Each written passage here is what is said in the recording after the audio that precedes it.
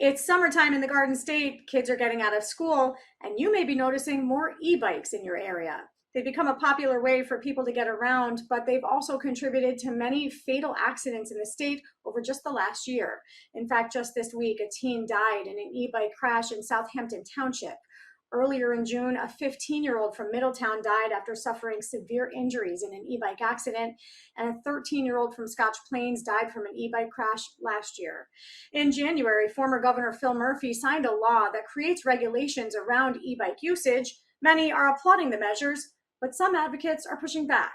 I recently spoke with Deborah Kagan, executive director of the New Jersey Bike and Walk Coalition, to share her opinion. Deborah, thanks so much for being with us today. Now, the legislature passed a bill that former Governor Murphy signed into law on January 19th of this year. The law requires that all e-bikes be registered, that they be licensed and insured, but it also removes the tiered system for e-bikes. Can you just first help us understand? I know you have some objection to some of this. Can you help us understand what Class 1 bikes are? Sure. Thank you for having me on, Joanna. We formerly had three classes of e-bikes. Class 1, which were e-bikes that are pedal assisted without a throttle that can't go over 20 miles an hour. Class 2, which had a throttle and also cannot go over 20 miles an hour.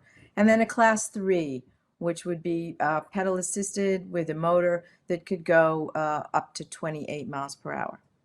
And the new law has changed those classifications to low-speed electric bikes, which are closer to what was Class 1, and motorized bicycles, which includes those with a throttle that go up to 20 miles an hour and over 20 miles an hour. Do you believe that that was the right move for residents of New Jersey? No, we think that what happened with this legislation is that it conflated the low-speed e-bikes with the higher-speed e-motorcycles, or what we call e-motos. And the low-speed e-bikes are not really the ones that are responsible for some of the safety issues that people have been identifying. The fatal crashes that you mentioned before are really e-motos. They were identified as e-motos and not e-bikes. So there's been a lot of confusion about what an actual e-bike is. This legislation targeted low-speed e-bikes, and what we'd like to see is that the restrictions for licensing and registration and insurance be removed from the low speed, but that we have stronger regulations for the high speed e-motos. Why do you believe, Deborah, let me jump in here. Why do you believe Yeah. that those regulations need to be removed? There are so many people, I think this is an unforeseen consequence of this law. There's so many people who use low-speed e-bikes for basic transportation, people who have disabilities, who cannot get driver's licenses, people who deliver our food and use it for their livelihoods, seniors who now need it for basic transportation, families that are taking their kids now and want to use their cars less and take their families to school and around town on low-speed e-bikes. Those e-bikes now, it's a burden, an economic burden now for a lot of people to have to meet these restrictions. And so when we talk about licensing, I do want to be clear about what the state requires. These motorized bikes are banned for kids age 15 and under. If you are age 15 to 16, you need a motorized bike license, and those 17 and up need a valid driver's license. One might argue, though, Deborah, that if you cannot pass a driver's license test, then maybe it's also not safe to be riding a motorized bike. You disagree with that? There's definitely a need for education about safe cycling. And we think it's a good idea for young people to have that education. Having a restricted license that requires you to have a driver's license is difficult for a number of reasons for many people. I get emails all the time from people who have disabilities that they can't get a driver's license. So they are relying on being able to use a low-speed e-bike. Do you believe that the state should handle, let me ask it this way. What do you believe should be the state's response? Because you say you do think that we need to address this and these safety concerns. What is the answer for these folks in your mind? I think there needs to be a clear distinction between what is a low-speed e-bike and what is an e-motorcycle. Many parents are buying devices. They don't really know that these devices sometimes can go 30, 40, 50 miles an hour. And of course, that is dangerous for any young person to be on. So I think there needs to be a clear distinction. I think that when we are taking data for crashes across the state, we need to identify what are the devices so that we have good data on what is actually causing the problems with crash and fatalities.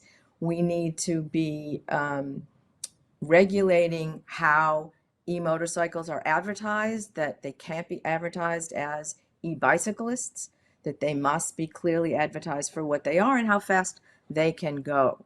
And all of this would be really helpful, I think, for law enforcement to understand the difference and where the danger really lies. Another element of this law was a ban of the modification kits that could turn a low speed bike into a motorized bike. And also, there was a ban for 1 year of sales online. Do you think that those two moves were appropriate?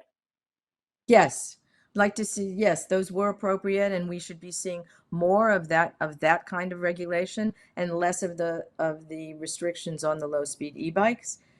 Certainly modification kits that people think they can buy actually make those devices illegal under the classification system. So, and it's been flooded market by with the ability to buy online. We think it's much better if you buy locally, you work with a local e-bike retail store to get what is the best bike for you or for your children, and to make sure that you understand what that bike is capable of and how you can ride it safely. Just a little bit of time left, but I have to ask you, and I know you're not part of law enforcement, but a lot of this does raise the question, how do you enforce it? I see some of these kids zip by on the street and then they're off on a sidewalk and they can cut through neighborhoods. It does raise the question, if an officer were to see something that looks concerning, how do you enforce it? How do you kind of find and catch? You don't want to be in a high speed chase, right?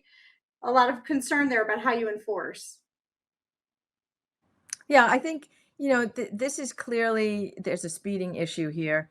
If we allow devices that can only go up to 20 miles an hour as the ones that don't need all these restrictions, then it becomes clear. If someone is speeding over 20 miles an hour on one of these devices, then it's not a low-speed e-bike. That's not that difficult for enforcement to see. I think that there's a lot of devices that we call e-motos that are not street legal, dirt bikes, pocket bikes. They shouldn't be on our roads. So Yeah. if we can educate our law enforcement to see the differences in what these devices are, I think it'll be very helpful for them. All right. Deborah Kagan, Executive Director of the New Jersey Bike and Walk Coalition. Thank you so much. Thank you very much.